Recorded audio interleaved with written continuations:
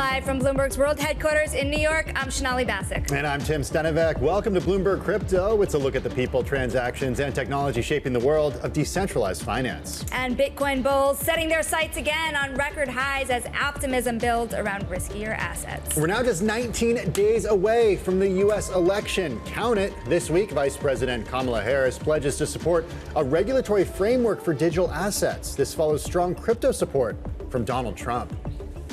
And we'll be speaking about lobbying money behind the election and cross-border payments with Ripple President Monica Long. All that ahead over the next half hour on Bloomberg Crypto. But take a look at Bitcoin this month, up close to, well, 6%, just on the heels of the Fed interest rate cut, the rally in tech stocks that we've seen since that August drop.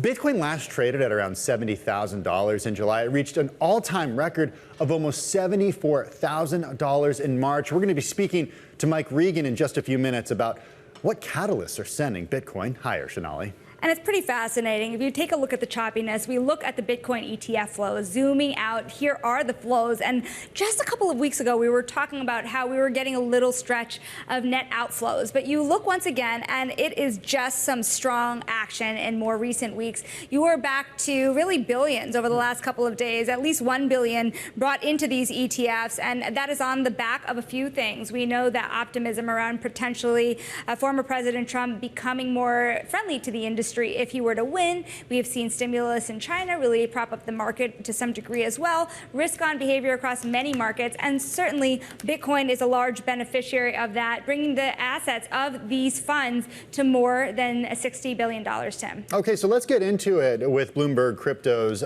team leader, Mike Regan. He joins us here on set at Bloomberg HQ. Is that what it is, Mike? Is this about optimism, about a potential Trump presidency, a friendlier crypto environment? Is it about interest rates going down? Is it about optimism with risk on assets? Yes, yes, and yes? I think I would go with all the above, but I would add one sort of other thing, which is sort of on the silly side, but this is the crypto markets. So there's silly in crypto. There's always some silliness involved, and that is October. If you look back historically, October's scary. It's Halloween. Come on, Mike. It's the crypto market. It's okay. Historically, it's just this amazing month. The past 10 Octobers, average gain 20% in October. It's only been down 2 of those 10 Octobers.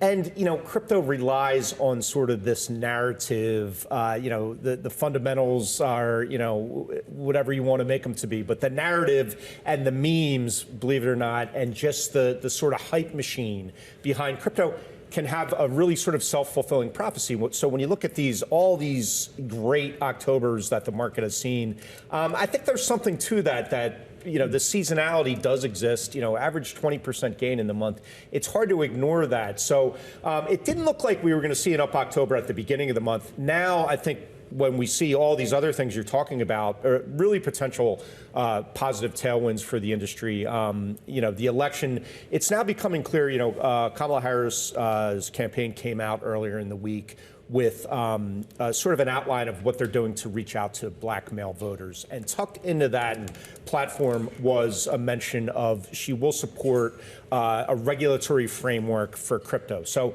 it's not exactly, you know, that Donald Trump promising to be the crypto president and start a Bitcoin reserve, but that's a pretty, you know, big step forward for the Democratic side to at least sort of get on board with a regulatory framework. So I think people are kind of breathing a sigh of relief and saying, regardless of the outcome of the election, obviously Trump has become the big cheerleader for crypto, but there's a sense that the Democrats won't be as sort of anti the industry as they were. You know, there's Bitcoin, then there's everything else. And you are seeing pretty significant rallies over the last 7 days in some of the other crypto assets.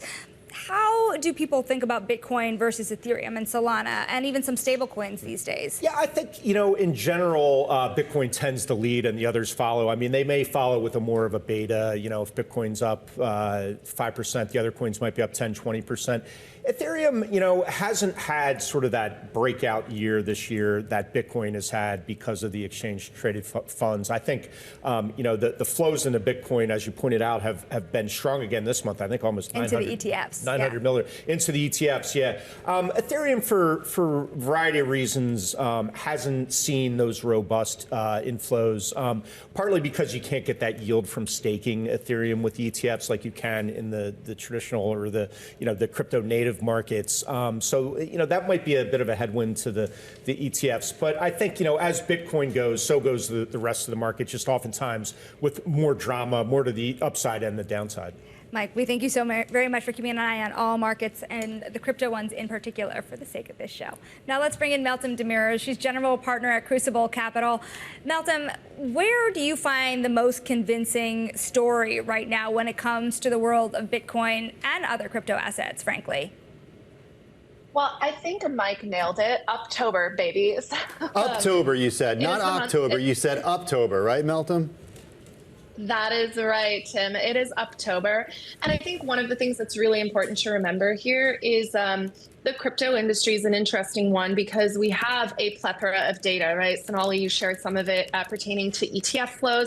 That is a data point that's really widely tracked, but we have a lot of on-chain data that we can look to.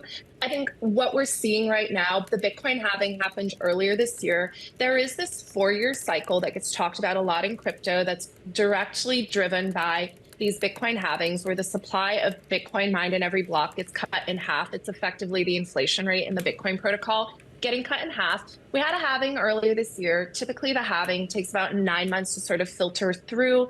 We've seen, BlackRock went from owning 0 Bitcoin at the start of the year to now holding $25 billion of Bitcoin. We have Larry Fink in his earnings call for BlackRock talking about the potential of Bitcoin to be a massive asset class like gold.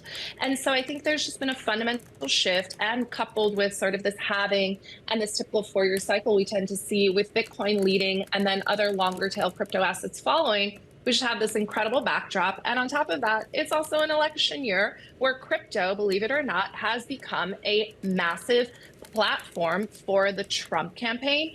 And now it's starting to become a small but growing part of the platform for the Harris campaign. So all of this taken together, I think, is driving a lot of attention to Bitcoin and the broader crypto asset class. And that attention is being translated into sentiment. And sentiment, as we know, leads to flows. And we have the data to show that those flows are starting to come back. Hey, Meltem, something I'm curious about is so much money is flowing into Bitcoin, and some of this is on the promise of better regulatory environments in the future, now under either administration potentially. But my question is, wouldn't it be that really the other crypto assets would be more meaningfully impacted, given that there's so much of a cloud over them right now from a regulatory perspective? I think one of the other factors we can't really underestimate, and this is a lot of my focus at my firm, Crucible, is there is a huge narrative unfolding right now around the broader sort of data center economy, as I'm calling it. I think that one of the things that's so fascinating about Bitcoin is Bitcoin over the last decade has had a tremendous impact on the data center economy. We have $20 billion of market capitalization in 20 publicly listed Bitcoin miners. These Bitcoin miners are effectively specialized data center operators that have been really good at over the last decade at really one thing, and that is securing long-term power purchasing agreements for very, very cheap power. So I think the Bitcoin story is also getting a lot of attention and a lot of momentum because it's being partially driven by this data center, compute, and energy story that has really been dominating markets since the meteoric rise of NVIDIA earlier this year. So I do think we're starting to see that bifurcation. Look, Bitcoin dominance, it's still over 50%, right? And this is many, many years into there being multiple cryptocurrencies. So I think this leadership that Bitcoin demonstrates is also underpinned by the fundamentals of Bitcoin's ties to the physical world and this data center economy that's so prevalent right now. Hey, Meltem, I want to go back to the election and your comments that you made about Bitcoin becoming a central theme to at least the Trump campaign. Politicians have been known to pander ahead of elections to try to get people to vote for them. What is the risk here that if we know one of these candidates will be elected, if they don't follow through with what they've said about the crypto industry? Okay, I have a controversial take here. Okay. It doesn't really matter too much, who's president? And I think Larry Fink alluded to this as well in his comments. He said, look, regulation, yes, it has some degree on the margin, but I think the overall trend tells a much larger story. At the end of the day, Bitcoin is here to stay. The ETF complex, most successful ETF launch of all time. It's been an incredible, incredible success. There's incredible demand for Bitcoin as an investment asset. I think the reality is we're sort of in this interesting phase of politics in America. People are just doing things. We see this with Elon and what's happened at Tesla. We see this with SpaceX over the weekend, right? Doing incredible, incredible things. I think the crypto story is no different. I'm not terribly concerned about who gets elected. At the end of the day, crypto broadly and Bitcoin specifically, it is an unstoppable force, and an unstoppable force meeting an immovable object. You know, there's going to be fireworks. So while the Trump campaign has embraced Bitcoin, you know, J.D. Vance, who shares the ticket with Trump, is a Silicon Valley person for all intents and purposes. I don't think it matters too much. At the end of the day, Bitcoin, crypto has been incredibly resilient. The entrepreneurs in the space are unwilling to take no. So we're going to keep pushing. Meltem, I think another underappreciated overlap, if you will, is between the crypto community and artificial intelligence. To what extent are you seeing convergence between the two? Where do you see the best AI plays in crypto? Well, that's a great question. I think Bitcoin is a great AI play, just given, again, the tie that Bitcoin has to this underlying data center economy. If compute is the commodity, if power is the core input, Bitcoin miners have done a great job locking down a lot of that capacity. I think it's still very early for the crypto AI story. I do think a couple of interesting areas to watch. Number one is payments, right? So as agents are becoming more active and will play a more formative role in our economy, what are going to be the payment rails that agents are going to use? It would make sense to me. They're probably not using credit cards. They're probably using stable coins or cryptocurrencies of some form. And then for me, the really interesting thing is, what are these new digital commodities that are going to get created? Compute is one. Bitcoin block space is, for all intents and purposes, a digital commodity. It's priced as such. Gas fees, and block space on Ethereum as well. So I think the growth of this digital commodity asset class is going to look a lot like the growth of the more traditional, physical commodity asset class over the last 25 years. Seeing the exponential growth of that market makes me incredibly enthusiastic about the role cryptocurrencies and blockchain infrastructure will play in that evolution. Meltem, Demirors, always good to check in with you. Crucible Capital, thanks so much for joining us here on Bloomberg Crypto. Well, speaking of payments, coming up, we're going to speak next with Ripple President Monica Long about a new cross-border deal. And access all of the latest data and news on crypto, check out CRYP Go on the terminal. This is Bloomberg.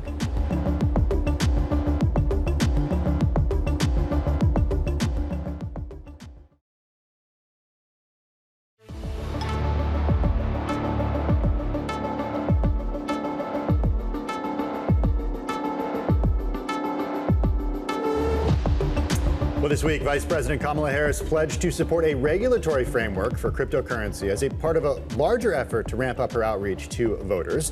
Let's discuss with Bloomberg's Laura Davison joining us from Washington, D.C. Laura, give us the details here as we enter the final stretch of the election, less than 3 weeks away from Election Day. What specifically did we learn about what Vice President Harris thinks about crypto? So she has been very intentionally vague on this issue. So she put out this whole framework about how appealing to black men, which was really this economic pitch of saying, look, here are all the things I will do for you, black men, who have been supporting her campaign in lower numbers than they have for Democrats in previous cycles. So this is a weak spot the campaign sees for them. So they put out this document saying, look, here are the pathways to job opportunities and apprenticeships. Here's what we're going to do in terms of access to health care. Here's what we'll do to help black business owners who are starting up businesses. And interestingly enough, crypto was also one of those pillars that she included, saying, look, we want to do some have this regulatory framework so both companies and investors know the rules of the road, investments are protected, and this is an asset class that people can really participate in. This is really you see her trying to compete with Trump, who has been all in on crypto. He's been attending conferences and he says he wants to make the U.S. the best place in the world for crypto. But, she's trying to compete there. There's been a lot of questions about, if she will engage, and she's trying to signal here that she will be different than Biden on this issue. Hey, Laura, when you think about it, Is it problematic for her, at least in terms of getting crypto voters, for her to be so vague? I'm wondering if the left is just screaming in her ear, and that's part of the reason that there's this reticence to have a more holistic strategy, at least during these campaigning trails. This is very much a tightrope issue that she has to walk because there, are members of her party who are very vocally calling for, a lot more restrictions on crypto. But she also realizes that for voters who care about crypto, that they care a lot about crypto. So she needs to sort of throw them a bone. This is really sort of a strategy she's taken, broadly among her economic policy. If she has, talked more in themes than in specifics, realizing that, once you start putting things down on paper, it gives people something to attack you on. So she's tried to stay very high level on a lot of these policies. Bloomberg's Laura Davison from Washington, D.C. Check out Laura's reporting and from the entire team covering everything about the 2024 election at Bloomberg.com and, of course, always on the Bloomberg terminal. Thanks so much, Laura. Well, Ripple among the top donors for Fairshake. It's the pro-crypto super PAC that's helping shape digital asset policy in Washington. Ripple has given at least $48 million to Fairshake, which has spent some $124 million on election ads. President Monica Long joins us now. Monica, good to have you on the program. $48 million to Fairshake. It's quite a lot of money. What specifically are you hoping to accomplish? Thank you so much for having me. For us, it's so, not just for Ripple, for really the whole industry, having clear policy and regulation that fosters and enables innovation with this breakthrough technology while also protecting consumers is absolutely critical. And so that's the intention of the Fairshake PAC, is to support candidates across the board and across the aisle, both sides of the aisle, who will be proponents of creating regulatory clarity. How much uncertainty is there left? Because when I think across the landscape of uncertainties, the list is long. It ranges from stablecoins to exchanges. What concerns you the most? So looking globally, many countries are getting it right, and they're leading the way. So take Brazil, Singapore, Hong Kong, UK, Europe. Europe created a framework called MiCA that brought together 27 different states to create a clear framework of how to regulate crypto assets and their use cases. In the US, you see a lot of chaos and confusion. So we would really like to see more leadership out of our policymakers in Congress. You have regulators like the CFTC who are really leaning in to understand and take a position on some of these, the technology and some of their use cases, publishing a paper on DeFi. And then on the other side, you have the SEC, who has taken, frankly, Chair Gary Gensler has just been on a warpath for a number of years now, with just through enforcement actions and not really providing any regulatory clarity. I hear warpath and I think to myself, at the same time, over the last year, we've seen ETF products allowed in the US for Ether and for Bitcoin. So it doesn't necessarily, to me, look like an administration or an SEC that has been really hostile to crypto. What would you say to somebody who comes back at you with that argument? We have the court system to thank for that. The SEC really was painted into a corner there. And we have seen U.S. courts through a number of cases, in the case of Grayscale's case on the ETF, providing a way forward. In the case of SEC versus Ripple, again, last year, the U.S. courts ruled that XRP is not a security. So that's good. That creates clarity for our industry and for our business. Monica, paint a picture. If we do get the regulatory picture really sorted out in the United States, there are a lot of questions in how the stablecoin industry in particular can really start to rival even traditional payment methods. You look at traditional payment companies like PayPal waking up to the reality of stablecoin. What can the industry look like, and why would it be a better alternative in your view?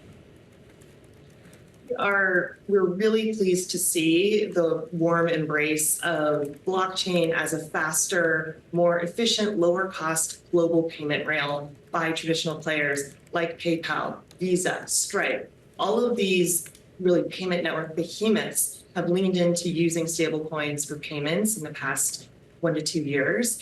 And I mean, that is a use case that we see as being rife with inefficiency today using traditional systems. You have many networks, many intermediaries, you add cost, friction, opaqueness, delays to the system. And so we're seeing traditional players working with crypto native companies like Ripple to improve the customer experience that they can provide.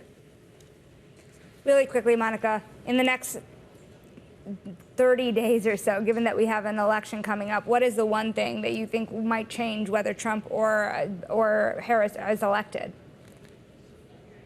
I don't know that. Well, actually, I think what we have seen that has been a positive development in the past year is that policy around crypto, blockchain, stablecoins, all those different topics has become really bipartisan. And we see some movement in Congress from both sides of the aisle on things like the FIT21 Act and the stablecoin legislation that's in place. So I'm very hopeful for the U.S. that regardless of who is the president, that we'll continue to see this bipartisan constructive progress. Monica, we thank you so very much for your time. That is Ripple President Monica Long. This is Bloomberg.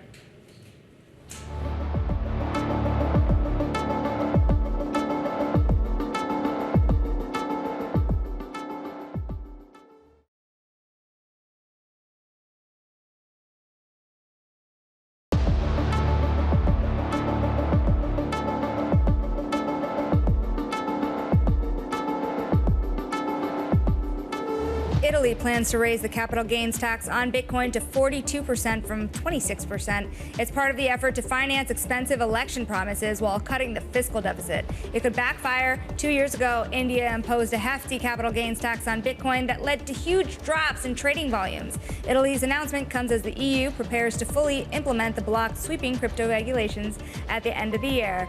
And you have to wonder how that will impact volumes, of course, and the friendliness to the country, to the crypto industry. But Tim, that does it for Bloomberg Crypto. Join us again next week, same time, same place. This is Bloomberg.